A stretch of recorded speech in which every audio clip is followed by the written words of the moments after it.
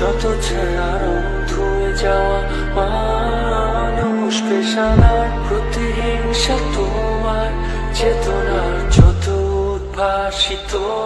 আরো রং আকাশের কত না কষা